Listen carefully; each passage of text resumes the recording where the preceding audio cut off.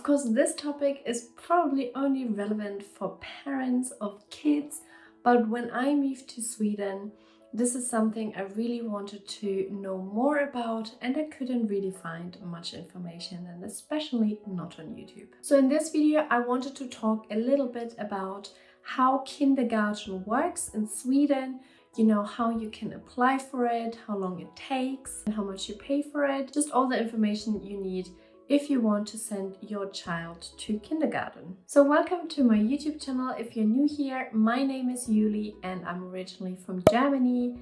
In the past 10 years, I lived in London, UK, and then about 4 months ago, I moved to Sweden, just outside Stockholm. I wanted to document my new adventures here in Sweden from the very beginning, because I think it's very interesting to see what my perception and my knowledge about Sweden is at the very beginning compared to a few months in, even a few years in. So if you're interested in following my journey, then make sure to follow this channel. Of course, I want to give you my impressions and my opinion about this country, how it is to live in Sweden, but I also want to provide a little bit of guidance and help when you consider moving to Sweden, and hence my video about kindergarten in Sweden. I will just tell you what you need to know to register your child, and if you have any questions, then please leave them down in the comments below, and I hope I can answer them as well, just in case I forgot something. So first of all, your child can go to kindergarten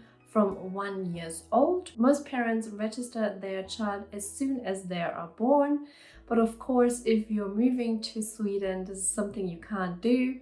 So you have to do that once you are in the country. And the reason is that the Swedes love queues, so there will also be a queue for kindergarten, the same as you queue for a flat. But the queue for the kindergarten is not as bad as the queue for the flat, I promise. If you're not in a hurry, then give yourself at least 4 months until you can send your child to kindergarten. I unfortunately didn't have those 4 months because I came with a full-time job and I needed to make it work as soon as possible, and I will also talk about this throughout this video. But yeah, within those 4 months, you should be guaranteed a kindergarten spot, which is actually a nice feeling and good to know. One of the most important things you need in order to register for a kindergarten spot is you have to have an address. And the proof you normally send in for having this address is a rental contract, or of course, if you bought a place, then you have proof of that as well. So that part I found a little bit tricky because, for example, when I moved to Sweden, the first 2 months we actually lived in an Airbnb and I couldn't use this address because we didn't have a proper contract. So in order to actually apply, I had to wait until we found a place and we signed a contract. And where do you apply? That's actually a very important question because I made a little mistake not knowing where exactly I was living. I thought our rental property is in Stockholm, so I registered on the Stockholm website, but it turned out that we live in Nacka, which is just outside of Stockholm, and it's a different municipality, so it didn't count. I had to register for Nacka, so I had to do my application all over again. But on a positive side, it was all very straightforward. Once you go to the website, you find different areas and you just choose preschool or Förskola here in Swedish, and then it pretty much walks you through all the steps you need to do and all the documents you need to provide in order to register for a kindergarten spot. And if you have any questions, if anything is unclear, there's a telephone number and an email address you can always reach out to. I have done that actually multiple times because I was a little bit in a hurry and I didn't understand the system. I didn't have any information really how it works. So I was writing quite a few emails just to get information. And I have to say, customer service was really great. They answered all my questions straight away and were really understanding and kind to me, which I really enjoyed. So one thing you should know, you actually don't need a personnummer for this. It is obviously ideal if you have one because it makes it probably easier, but I didn't have one at the time, so I could do it without it. So another really important part when you apply for a kindergarten spot is to actually have work, or you're actively looking for work, or you are studying, and another option would be if you are on parental leave. That means if you're a stay-at-home mom or dad, it's a bit trickier to get your child in kindergarten. It kind of makes sense if you think about it. If you don't do anything, you have time looking after your child.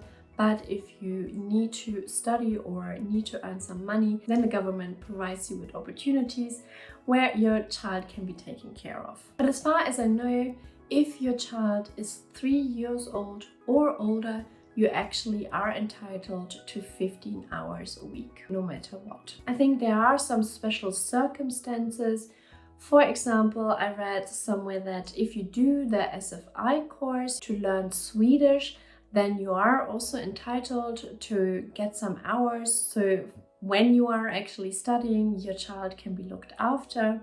Or if you really feel your children need to learn Swedish and kindergarten is such a good opportunity, there's also an option to send them. I don't know how many hours, but there are some ways around it and you just have to discuss it with the authorities. But yeah, in general, priority is giving to working or studying parents. And also when you are on parental leave, your hours will be a little bit reduced compared to a full-time job. As far as I know, for example, in Stockholm, it would be 30 hours a week, but here in Nacka, it's 25. So you still get 25 hours for your child whilst looking after your newborn or your baby. So just to give you an example, my partner and I, we work full-time and therefore we are entitled to 45 hours for our child kindergarten. So she's kind of full-time in nursery as well. And in terms of paperwork, basically I had to prove that I'm still working.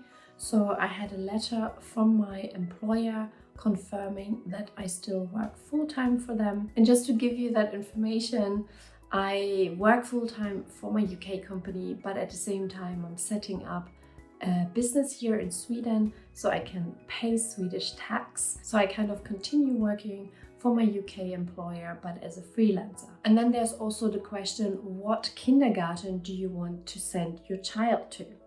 And I think the first criteria would be to choose a kindergarten which is close to your rental property, close to where you live. And then of course, if you have the time, you can look at kindergartens. But as I mentioned earlier, there is a queue system and you can actually choose up to 5 different kindergartens you can apply for, with kind of 1 is your first choice and then goes 2, 3, 4 until 5. And obviously they will try to give you your preferred kindergarten spot, but if not, they will give you another spot or at least offer you another spot. And normally that happens within the 4 months I mentioned earlier. It is also possible that you get an offer from a nursery which is not on the list. But yeah, you can then decide if you want to take that offer or not. And once you actually take an offer, you can still leave 1 spot for another nursery in there. So if you really want to change, maybe after a few weeks or after a few months, maybe even after a year, this spot in your priority kindergarten is available and then you can change if you wanted to. To be fair, I was under a lot of time pressure, then there was also Corona, so it's not that you could just walk into a kindergarten and have a look. There were a lot of restrictions, but you know, when I researched about kindergartens here in Sweden in general, I had a really good impression in general, and I feel like all the kindergartens are quite nice, you know, and I kind of let my daughter decide if she liked it when we had our introduction days. You know, I could get a feel for it and see if it's any good. And then obviously you can actually look up what their curriculums are, but I found that they're quite similar what they do at nurseries here in Sweden. So I personally, as I mentioned many times already, I was a bit in a hurry to find a nursery spot for my daughter because I was still full-time employed and I took a lot of holidays, so I could reduce my hours to 2 days work during the week. And then I got actually advised that you can directly apply to nurseries. So that meant there was actually a list on the website which showed you all the nurseries you could directly apply, and there was a telephone number and an email address. So I kind of chose the closest ones, you know, where we live, and then contacted them. And one nursery actually replied and got us a spot straight away, which was really great. And then I applied through the system for that nursery. And then we also had our first introduction day, and then everything changed, and a nursery nearby told us that they do have a spot for my daughter, which I was really happy because it was much closer. The other one was 45 minutes away, and it took us a bus tour to get there, which is definitely not ideal. And the other one, which we are now, is like a 20-minute walk. It's still not around the corner, but it's much better for sure. So we kind of had 2 introduction days into 2 different nurseries, which was fine. I told you, introduction days are really good actually to get to know the nursery a little bit better, and also to see your child if they like it or not. So I haven't talked about the cost yet, but let me summarize a little bit about finding a kindergarten spot here in Sweden. So first of all, it is actually quite low cost. So we are full-time at kindergarten and we pay around £150 a month, which is about $200 US. I think that's absolutely amazing. I mentioned it in a few videos before that kindergarten in the UK was really expensive, and it was really a little bit of a shame because if you really wanted to work, almost your whole salary was spent on kindergarten. And yeah, you have great kindergartens here in Sweden. There's lots of outdoor time for the children, which is definitely a plus, and I really like here in Sweden. And then, as I mentioned, there's a queue system. You can sign up for 5 different nurseries you prefer to send your child to, and then one of these nurseries hopefully will send you an offer within 4 months of applying. And only in some occasions, if all 5 nurseries don't have a spot within 4 months, you will guaranteed a spot in another kindergarten, which you can later then change. And then yeah, you can also directly apply for some nurseries. Sometimes it's because nurseries just opened up and they just want to fill the spots. They kind of advertise for the kindergarten, for example, and then maybe there's some other reasons, I don't know, but this is one which I actually noticed. The first kindergarten we got a spot was actually a very new one, so they just had a lot of availability still for kids to sign up. And you don't need necessarily a personnummer, which I think is a good thing, because normally everything just works with a personnummer, so that's definitely a plus.